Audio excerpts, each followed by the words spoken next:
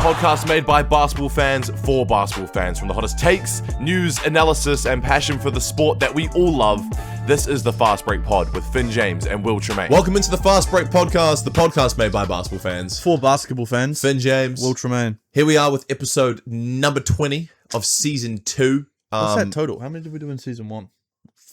40? 50? Nah, I don't think we got to 50. We almost did one every week. Yeah, we missed a couple. We missed a couple weeks this season as well. Yeah.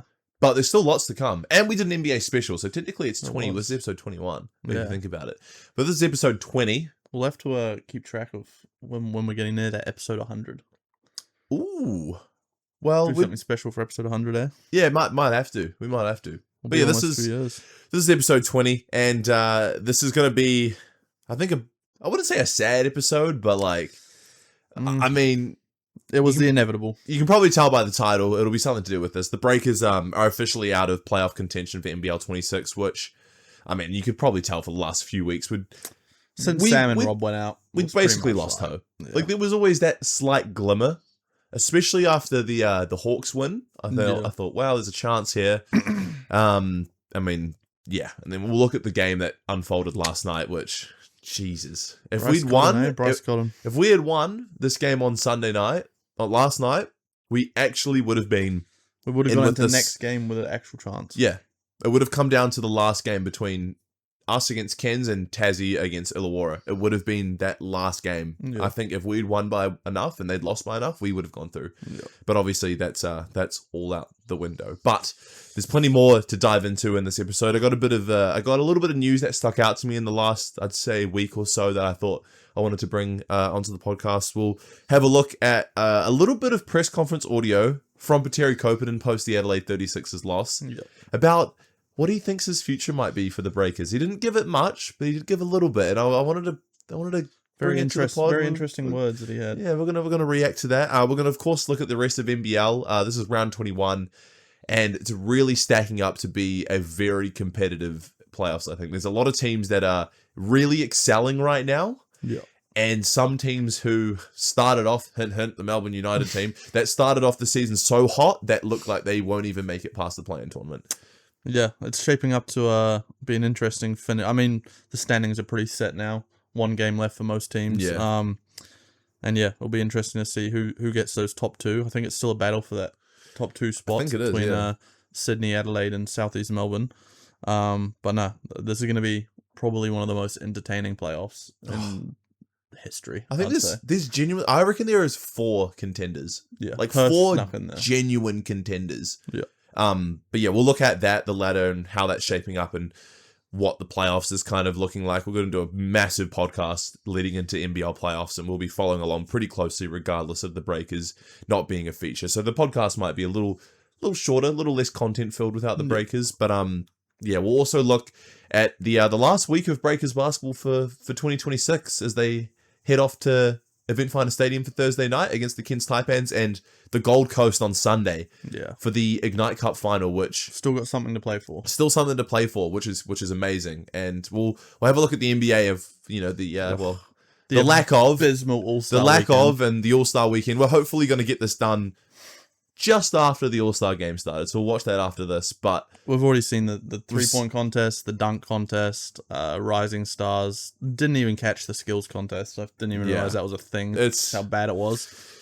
Yeah, the All-Star weekend's going downhill. Oh yeah, it's been going downhill for the last 5-6 years since 2016. I reckon 2016. It's been going downhill. Yeah. That's 10 years. They need to seriously do something to fix it. Yeah. Go back to playing for the All-Star game. Go back to playing full 4-quarter games, in my opinion. Yeah. That's what I enjoy seeing. Yeah, I don't like this bloody first to whatever tournament style stupid. It has changed a lot, and yeah, they need to save it. And Mac McClung, I thought, was saving the dunk contest.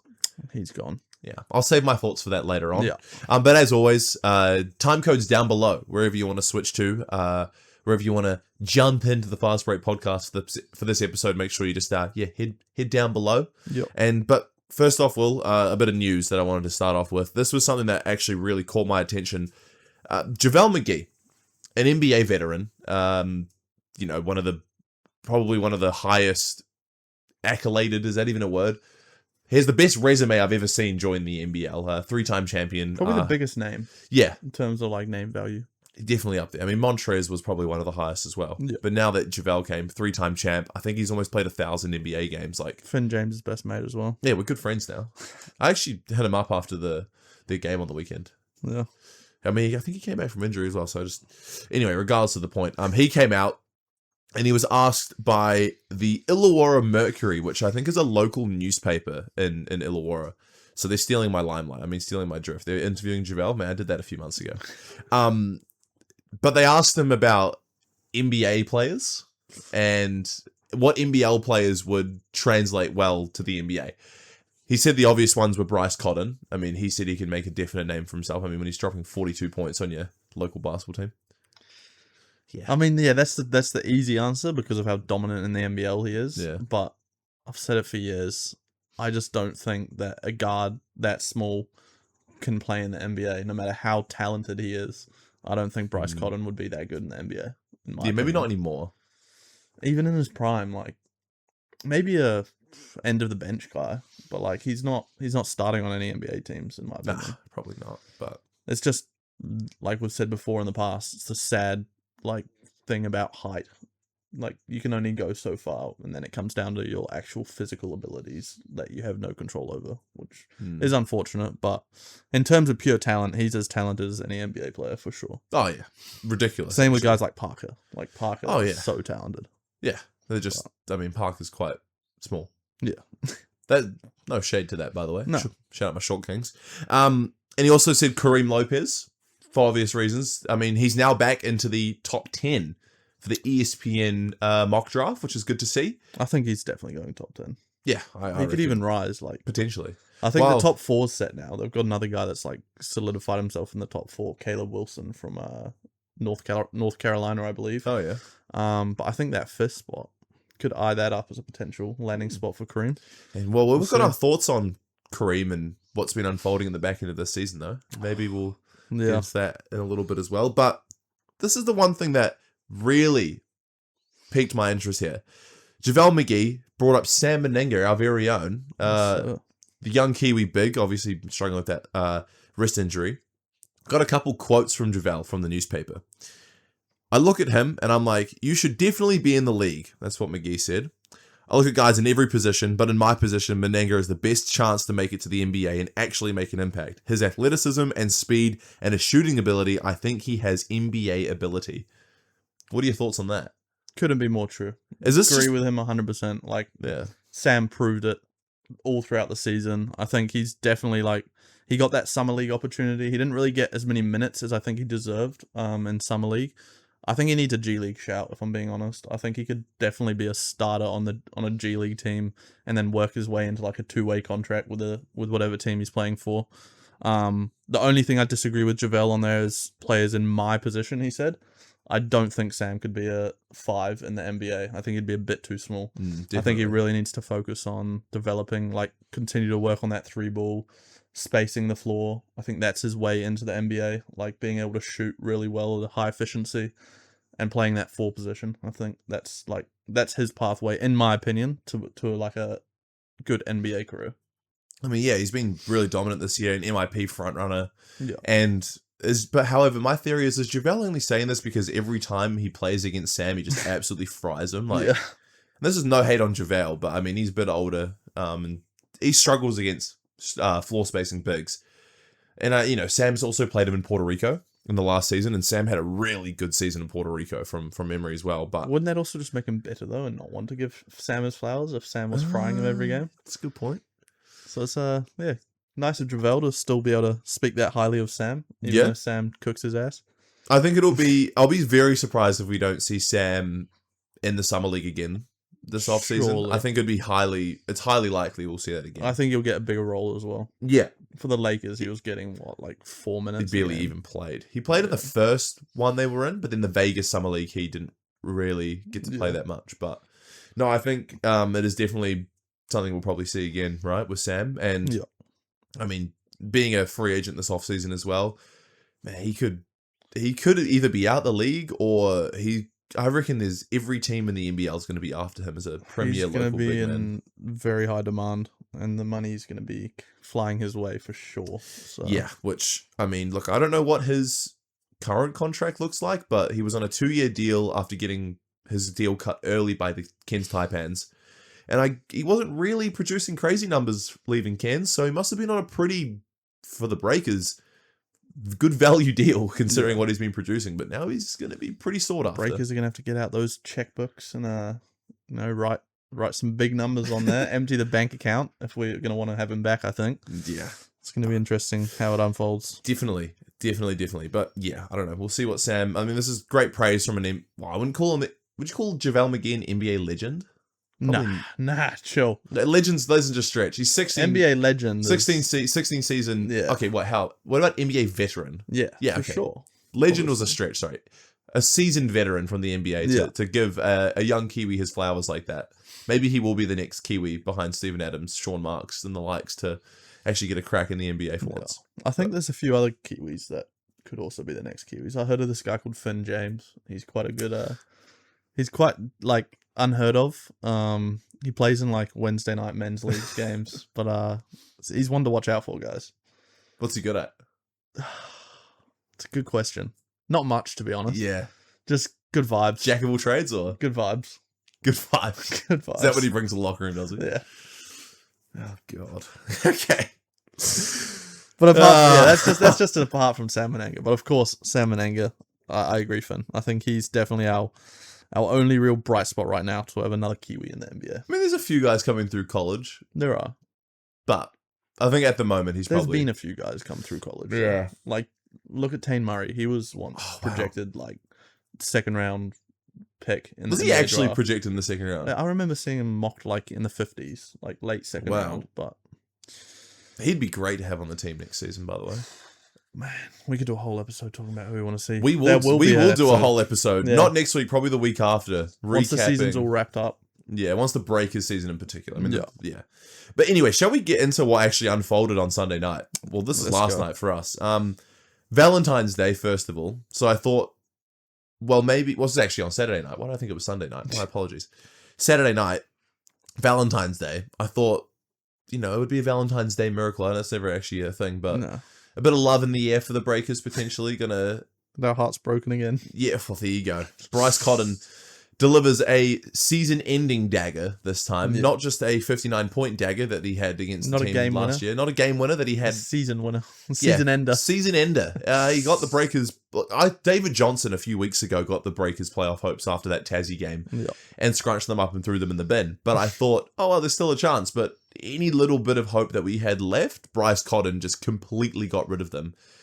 And he just has a vendetta for New Zealand, doesn't he? I don't know. I don't think he's ever played bad against us. Now that he's an Australian citizen as well, it really fits the mold of him wanting to cook the Kiwis. Like, we got them in the rugby, but when it comes to basketball, the Aussies just have our number all the time. Yeah, well, they beat us in that international window as well. Exactly. Dave O'Hickey. And now Bryce has that, what's it called? He's loyal to Australia now, so he has a little bit of extra fuel to come over here and kick our butts. Brutal. But yeah, the final score was 89-92 in favour of the Adelaide 36ers. This was in Adelaide, of course. And this is a game the Breakers, and if I had $1 for every time I had said this on the podcast this year, I think I'd be a millionaire. This is a game the Breakers should have won. I wonder how many times. So many games like that. How many times have you and I probably said that on this podcast? Bunch. I mean, we've been game winnered on by David Johnson, Bryce Cotton in a previous game. We've had multiple games where we've lost by single digits. Games where we were leading into the fourth quarter, blew our lead, and lost it. If you take all of those things and just make a few of them go our way instead, we're in the 6th spot. We're possibly even we're probably jumping Melbourne as well. We're probably like a 5th seed, possibly 4th seed team. Yeah, it's been brutal. And I'll give you actually a little set on this. Depending how many times we've actually played, I think this will be our 4th time playing Adelaide this season, or is it 3rd? 3rd or 4th. Yeah. Regardless, I'm pretty sure I saw, and please, I love a corrector. So if I did get this wrong, please let me know. Every time we've played Adelaide this season, we have led going into the 4th quarter. Yep. Can you believe that? I can believe that. I can too. Yeah. If that's real, I think I definitely know we were the game in Christchurch. I think we played them in Christchurch. Yeah. And then the game where Bryce hit a game winner on us, we were leading. And then the game that just happened, we were leading. Yeah. But this one hurts even more because the Breakers dominated for genuinely 3 straight quarters. Yeah. We led by 18 points. I think it was either in the second or the third.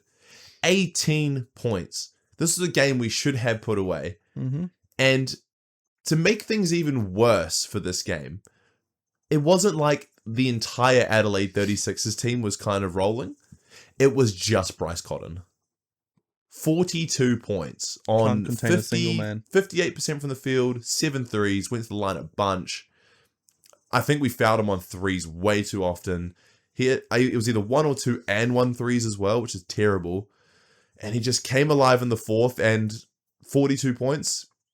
DJ Vasiljevic was also there. He had 19. He was really big in the fourth. He was quite quiet all game as well. But those two in particular were the only players, other than maybe Cheatham, 12 and 12. I mean, not amazing. 12 and 12, it's good from a role player. Solid. But I mean, he's an import. He should be doing more than that. But I think this game might have solidified Bryce's MVP shout as well. Man, that's such a close debate. The Bryce and Kendrick really come alive. Crazy. But yeah, Kendrick's had some big games as well, which we'll get into after we've recapped this game. He had like a 30-point, 10 assist game. Yeah, so I mean, doing that too. It's still up in the air for me. I mean, I'm still on the side of Bryce Cotton, just the way that he can change a game like he did in this one. The game winners, the scoring, like if he wants to and he gets into his flow, he just looks unguardable. Like no matter what you do, he's getting a bucket on you. What can you do? And like this is our team's battered and bruised as well. Let's be honest here. No Karim Lopez, which 3 starters out. No Karim Lopez, which I mean, we talked about it last week, but I think we have to bring it up again. Let's get into it. You want to get into it now? Let's get into it. Karim Lopez, like I saw him at Event Finder Stadium when we played Southeast Melbourne and got blown out. But he didn't look that hurt. He came out, he's injured. Didn't play against Illawarra, and he hasn't played once again. About a week or so on. Has his agent just shut him down for the season? I think so. And it's so ironic because we were talking about how like, oh, he's not going to be like RJ Hampton, where RJ Hampton like faked an injury to go back to the States because he wasn't liking it. He's going to play all the games for the rest of the season for us. And he even said that like in the press conference when we spoke to him. He was like, one of his main goals was he wanted to close out the season good with the Breakers, get as many wins as he could with us. And then suddenly, just out of nowhere, injury. Haven't just been radio silence out of his camp since then. Hasn't stepped on the court. I highly doubt he'll play in the Cairns game, which is absolutely meaningless now. So it all comes down to that last Ignite Cup final match, where like that will realistically be our last ever chance to see Karim Lopez in a New Zealand Breakers jersey. I'd love to see him one last time. In New Zealand shores before he goes on to bigger and better things in the NBA. But yeah, it's sad because I think his agents for sure just said to him, look, let's end it on somewhat of a high note. You had that phenomenal game, career high, had a rough game after that, but scouts can look past that. And there's like no point in risking your draft stock falling any lower in meaningless games, I guess, is probably what he's told Karim. And yeah, look, now he hasn't stepped on the court. It's just sad. It's fishy, bro. It's fishy. Just sad. And you know, I asked Cop in that after the Southeast Melbourne press conference, and like we talked about this last week, he didn't really know the extent of the injury. And like you said, there has been no update. No. Like it is a bit fishy. Yeah. And I don't know, Karim doesn't strike me as the type of guy that doesn't want to play. No. But it probably isn't his decision, that's right? That's what I was going to say. Yeah. If it's up to him, I think he'd play in all of these games. But when you get to that level of basketball, you have agents that like become involved. And they kind of have somewhat of control over like when you play or not. They're who you rely on to like get you far in your basketball career. So Karim's got to take the advice of his agent. Like, do I play in these games or not? Obviously, he's been told not, in my opinion. Yeah. I mean, we can't come out and say that completely because technically he's injured. Like, that's what has been told to us. So we gotta like hear them and expect that that's the truth. But yeah, I mean, I think most people could read between the lines and see what's really going on, in my opinion. Yeah. This is our opinion. We're not we're not saying opinion. What's going on or anything like that, but it is a little fishy. I'd love for the Breakers to come out and just give us an update leading into the last week of the current state of Karim Lopez. But yeah, I mean, it is kind of weird how it all just the timing of everything. That's the only issue I'm having with it. The timing of this. Really good 32-point game. Didn't play great against Tasmania in the loss. And the season looked really out of reach after that. And then it comes out that he's hurt his knee in a training, but you see him at the game and, well, there's no signs of him being injured. He's just on the bench. At the end of the day, the agent needs to get paid. Karim needs to have a healthy, long career, and he has struggled with injury this year with his back when he was on injury load management. And I think there was another injury he might have had earlier on in the season, but the agent needs to make sure he gets to the NBA so he can look after his life and his family, and so his agent can too. Yeah. But as a Breakers fan, you hate to see it. Yeah. As a basketball fan, you kind of just got to understand that, like, this is Kareem's, like, future. Yeah. Because this is 2 seasons in Australia and New Zealand compared to, hopefully, I would love to see a lengthy NBA career where he could make millions of dollars. Yeah, where he could make millions of dollars. Exactly. So I kind of understand if this is what has been going on. But at the end of the day, like, we can't actually say yes or no. He could be injured for all we know. But yeah, if it comes out that he's actually got an injury and they, like, release the reports on his injury and whatnot and show exactly what's happened, I will write a lengthy apology and email it to his agent and say, I apologize for calling you out. But I call it BS. Yeah, it is a bit of a niggly one. Yeah. And all will be revealed in time. I'm sure it will be. And he's still here. He's still representing. It's not like RJ Hampton where he flew home to prepare for the NBA draft. And, well, we all know what happened to RJ Hampton's career.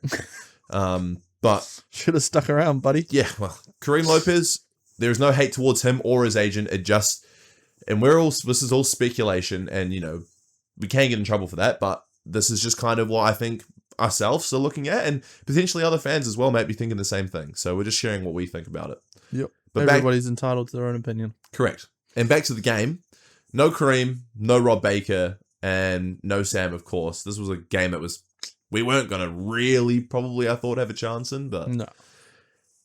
In all fairness, we actually played pretty good leading into the fourth quarter. Parker Jackson-Kara had 25 points and 7 assists. He's been really good this year, and I think making a pretty decent case to be in the All-NBL first or second team. I think it would be pretty hard to look past him for either one of those teams. Yeah. Probably more the second team. I think we were talking about this just before we started recording.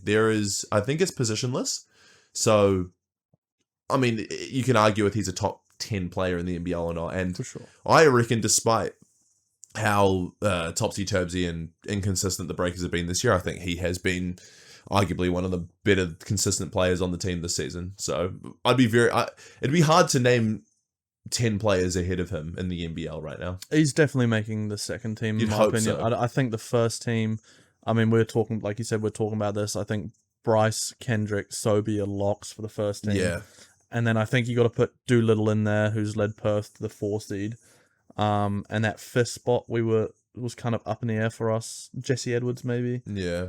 Give Melbourne a player. Even JaVale, even though they've been terrible. Parker could slide in there, realistically, but John Brown as well, like a really good player. It is tough, and I just hope we see him take away something. I hope the Breakers have already locked down one award. Yeah. Next Gen Star. Yeah, and that'll be Karim. And then Sam will hopefully walk away with Most Improved. Hopefully. But that is also up in the air. Pretty up in the air with his injury. But yeah, this was a tough game. Parker was excellent. Isaiah Brockington finished with 19, and he's looked so good since Rob Baker, Sam Mennenga went out, and he's become that clear 1-2 option. Most of the time, Parker's kind of making him the number one option, scoring wise. Parker sometimes takes over, like he did in this game, but every game Brockington now has seemed to be able to just get to his points, get a bucket. I've been very impressed with Isaiah Brockington since the injuries. And this is the bone to pick I've had with the Breakers and maybe Petteri Koponen's coaching style all year. Why have we not given him a bigger role in the team? Yeah. I've said it how many times on this podcast. I think he's the best pure scorer we have. He showed in preseason what he was capable of. I know. I was so high on him. He still took a while to adjust, and that's always going to happen with an American guy that has never touched FIBA. Yeah. Parker came with so much FIBA experience. I think he won Bundesliga MVP. Yeah. Like, he was a FIBA veteran. Well, not veteran, but he'd had plenty of experience playing FIBA basketball. Brockington had played college, then to G League and Summer League, and then came over. Same with Rob Baker. Rob Baker had one season in Japan, Germany. But reports have come out. Brockington is heading over to the CBA in the offseason, China Basketball Association. So I'm pretty sure. And his agent also came out. I think he spoke to, it must have been Fox in Australia. He's keen on coming back to the NBL next year. NBL. Didn't say they didn't say the Breakers. But I'm pretty sure they're like eyeing up him returning to the NBL. I would like to see him in the Breakers jersey again. This happens time and time again. Yes, obviously. There's been so many occurrences in the NBL where we've brought over an import, they've had a great season, and then they go play for another team because we can't pay them as much. The two players in particular that stick out to me, Zylan Cheatham's one of them, but at least he had a season off. Yeah. Two players that literally came back the season after. And Breakers fans, you will know these guys very well. Sean Long was the first back in like 2017. Came from the NBA. I think he'd played for the the Philadelphia 76ers. I was about to say Adelaide 76ers. Philadelphia 76ers. He came over. He was a very dominant big man. And he went to Melbourne United the following season. And then I think a year or two after that, we had one of my favorite ever Breakers imports of all time, Scotty Hopson. He came over and he was just... he was such an exciting player. Bucket. He was so good, man. And that was in 2019, I think it was. And he came back and played for Melbourne. Yeah. And both times that they left the Breakers, they regressed in their NBL careers. Sean Long, not so much. He was still decent, but he ended up going and playing... It was either in China or Hong Kong and became like the MVP of the league like 3 years in a row. Scotty Hopson went back to the G League. Yeah, he went back to the Oklahoma City Blue. Yeah. To be fair, he was an older player. So he came over, played really well, played for Melbourne, struggled. I think they might have almost won a chip though. I mean, Casey Prather's years potentially might have been there, but Scotty struggled quite a bit, and then he bounced around a bit. I think he might have even played in the Philippines for a bit too, and then he ended up back in OKC Blue. But this happens time and time again where we see imports from that the Breakers bring over. Cedric Jackson played for Melbourne United for a season as well. Melbourne United as well. Yeah, it's always Melbourne United because they used to have so much money for some reason. I think they had an owner that had shares in the NBL. Like, I don't know, I can't remember. They had something like that. We don't have unlimited, like, the Breakers don't have an unlimited bankroll. So at the end of the day, when they're building the roster for next season, we got to look at, like, what's really going to be best for our team. Because Parker's under contract on a big contract. Thank God. But then you can't pay like both, for example, Sam Mennenga a massive contract and bring Brockington back as well. I think both of them coming back is going to be hard. The thing is, very hard. The way the NBL works, you can have 4 massive contracts that don't hit your tax as much. Yeah. So you can have a marquee player, which is a local player that can, like the really high paid locals like Jack McVeigh, Xavier Cooks, Bryce Cotton now. They're marquee players. They're paid, you could argue, probably $1 million, maybe over. But only a percentage of that actually goes into the tax, so you can sign more players. That's not the problem, though. The problem we actually can't afford it. Exactly. Yeah. Like you can pay that much and not get taxed, and there's all those rules, whatnot. But at the end of the day, the Breakers have to pay that money to the players. And we can't afford it. And they can't afford it. Yeah, so like all the other leagues, all the other teams around the league have probably far better financial backing. Especially like Melbourne and Sydney. Adelaide. Melbourne and Sydney, two of the biggest cities, well, the 2 biggest cities in Australia. Like, they're not going to struggle. And Adelaide, like you said, with Bryce Cotton now as a local, like, I think all of those Australian teams just are financially better off, aside from maybe like Tasmania and Cairns. Like all those other teams in Australia. Well, I mean, they got Jack McVeigh. He's on a big contract. Yeah. But yeah, the way it works, like, we'd probably have to fork out a lot of coin. And although, like you said, we can still sign lots of players, can the club afford it? I don't know.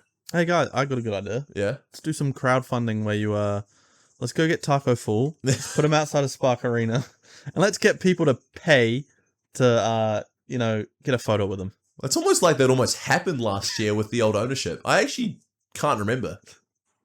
What a crazy idea ridiculous. That was. That still blows my mind, eh? Yeah. Also, I don't know if you saw this, Will. There's a new, the Breakers have hired a new GM. Did see that. Yeah, Troy Gorge. I can't say his last name. Troy Gorgiou or something like that. Yeah. Good luck. We'll learn it. Australian GM. First of all, they've been without one. Oh, was it a CEO? CEO, sorry. We've been without one for the majority of this season with the new ownership change, but they've gone pretty big with signing Troy. I'm not going to call him his last name.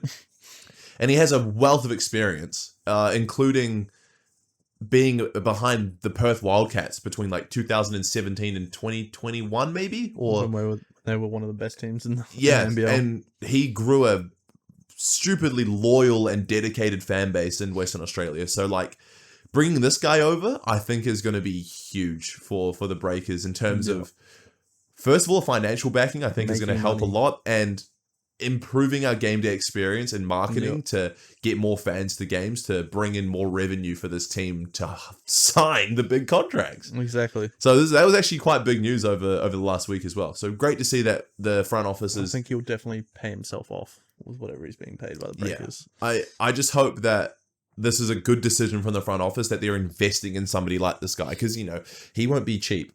For sure. So, yeah. Let's quickly wrap up this game. Rob Lowe and Ruben Talangi, I think they had a big impact as well, Finn. Yeah. I think 14 and 13 apiece. Yeah. 7 threes between them. I think Rob had 4, Ruben had 3. Yeah. So, I mean, it's great that guys like that can step up, obviously in the absence of Sam and Rob Baker. That's our 4 and 5s go like in the starting lineup as of late. So, big impacts from them. And then also another thing that stood out to me, Finn, the 2 coaches challenges that were reversed against the Breakers. Terrible. Fourth quarter. What are your thoughts on those? They were completely not. They should not have happened. Even the commentating team were going like, what is going on? Yeah. So the first one, Jack Andrew rolled to the basket. Cheatham, hands, first of all, his arms weren't fully vertical, and he moved into Jack Andrew's landing space. Yep. Fouled him, got reversed. Brockington got fouled on a 3, which we had seen about 4 other times during the game, just on the other end of the court. And they said Brockington kicked out. Mate, Bryce Cotton kicks out on every single one of his jump shots. Why do you think he gets fouled every time he takes a 3-pointer? Brockington does it, it gets reversed. And those are game-defining decisions. That's 5 points left on the board. We lost by 3. Adelaide be paying those refs under the table. Well, I just think Bryce Cotton is severely protected in this league. And obviously he is. He's the one of the greatest players. Could argue the greatest player. Him and Andrew Gaze, obviously 1 and 2 interchangeable. This Andrew Gaze geezer. Go yard. No! Go yard, Andrew Gaze. Can't Gaze. say that. Bryce Cotton is the greatest NBL player in NBL history. God. It's not a debate anymore, okay? I'm sorry. Okay, that's your opinion.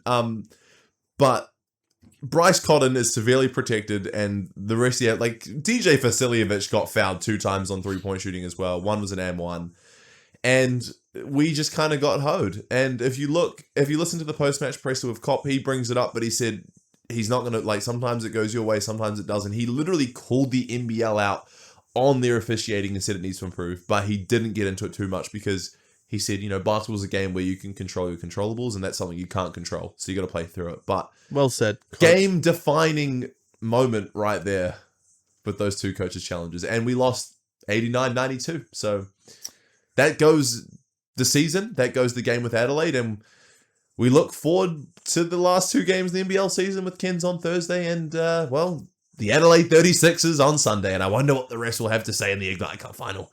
Yeah, it's been a sad end to the season. Obviously, we'll still have 2 more podcasts of content on the Breakers games. No, 1. And one on the games. And then the game after, we'll do a recap on the season.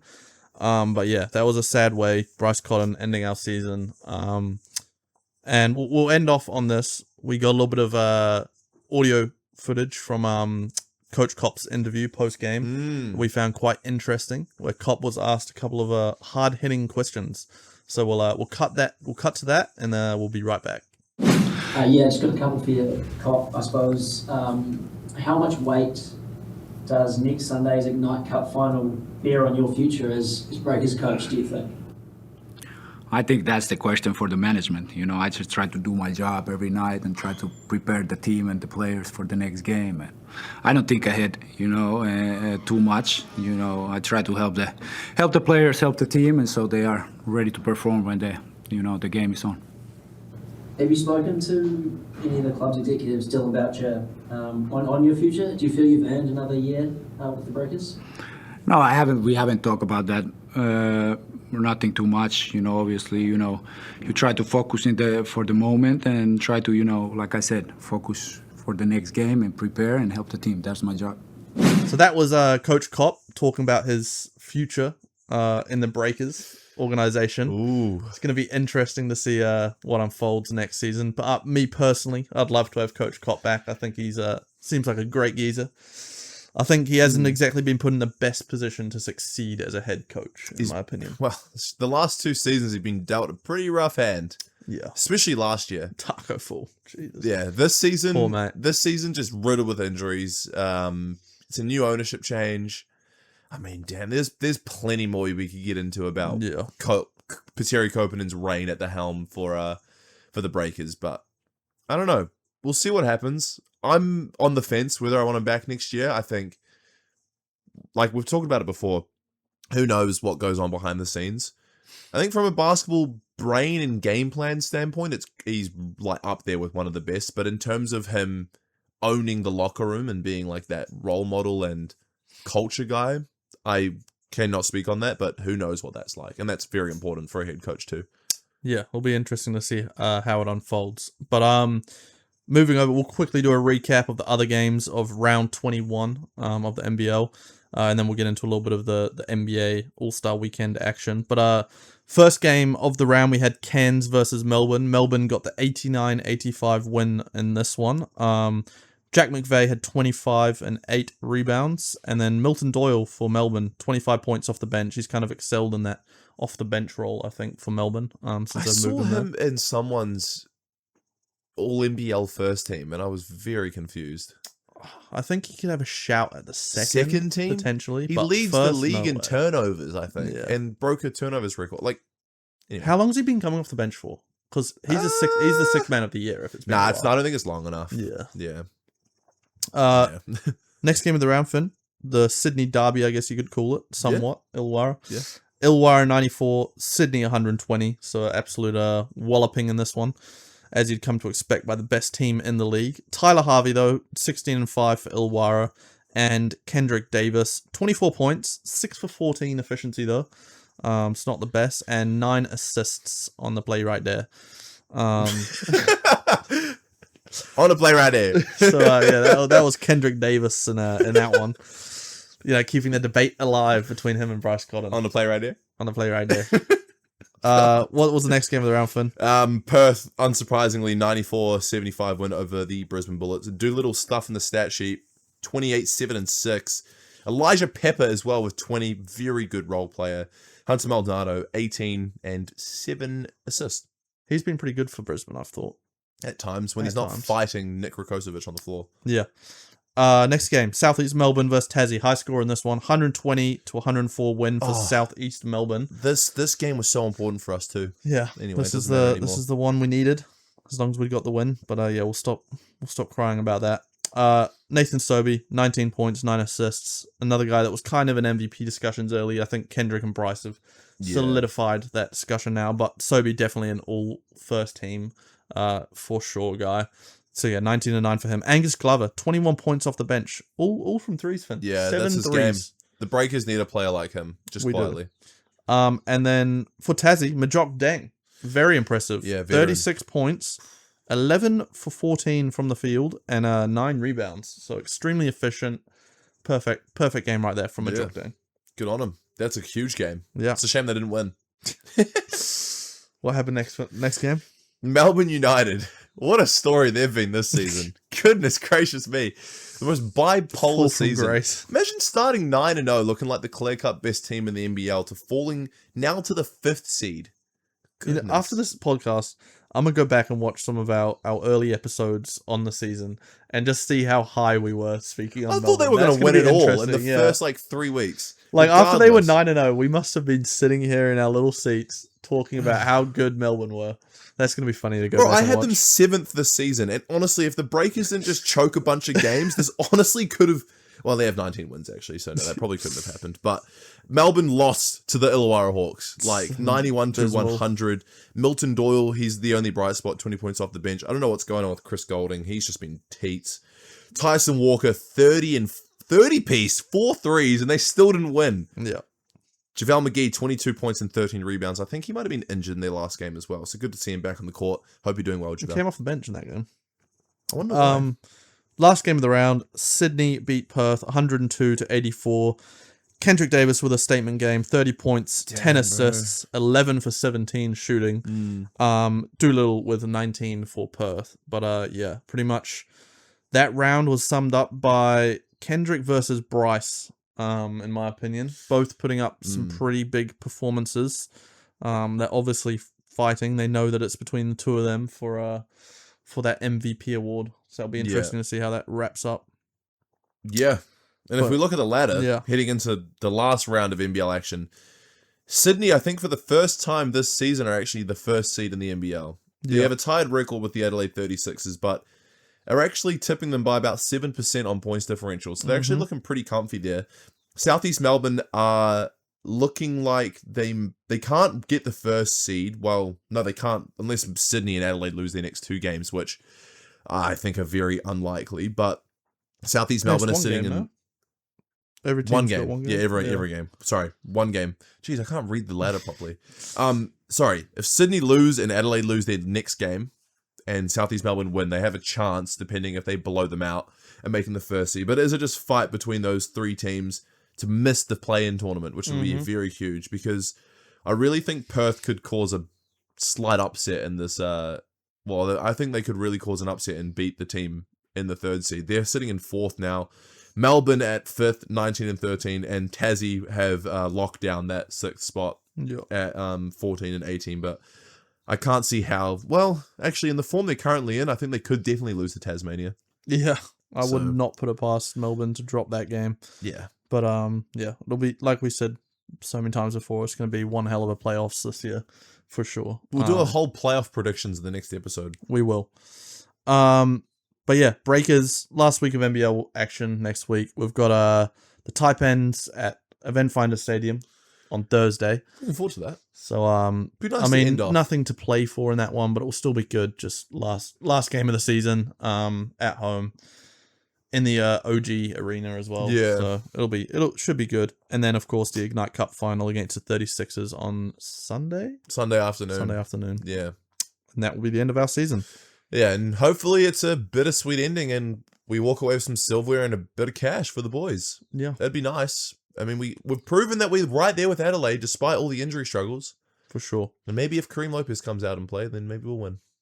Lastly, I mean, time is ticking away. Finn and I do want to catch the All-Star game, which is, I think it started about 10 minutes ago. Yeah, we probably already missed it. So we probably missed the start of it. Oh well. Quick wrap up of what's happened so far. 3-point contest. You know what time it is. Dame time, baby. Dame time. First of all, why did they even let... Because he the GOAT. He the GOAT. Oh, God.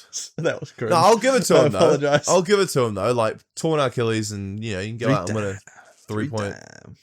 3 damn. Sorry, guys. I get hyped when Dame wins anything. Yeah, because he can't win actually any good awards, can he? Apart from Rookie of the Year. Bubble MVP. Shut up, bro.